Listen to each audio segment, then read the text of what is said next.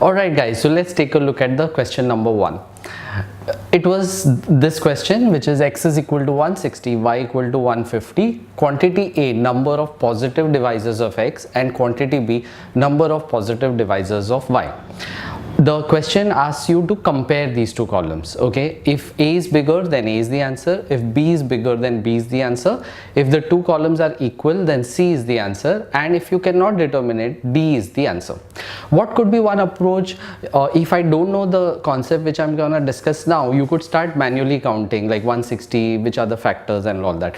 But it's gonna take a lot of time. So there is a strategy of counting the number of factors. And that strategy is, first you prime factorize. So let's do that.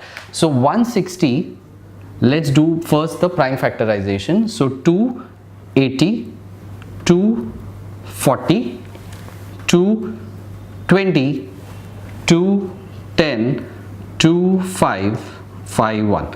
So this is your prime factorization. So 160 is equal to 1, 2, 3, 4, 5. So 2 power 5, 5 power 1.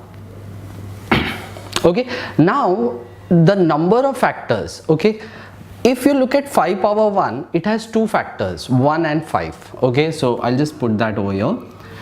2 power 5 has 6 factors. What are they? 1, 2, 2 square, 2 cube, 2 power 4, 2 power 5. Okay, now how many total factors are there? This comes from rule of counting. We just multiply the individual factors. Okay, here you have 6 and here you have 2. So if I take these combinations, you'll get 6 into 2, which is 12 factors. Okay, so quantity A is 12. Okay, now let's look at quantity B. We'll follow the same step. So 150, let's prime factorize. So start with 3, 5, again 5, and 2. So 150 is 3 into 5 square into 2. Same logic, 3 power 1 will have 2 factors, 1 and 3. 5 power 2 will have 3 factors, 1, 5 and 5 square, and 2 power 1 will have 2 factors, 1 and 2. So here you have 2, here you have 3, here you have 2.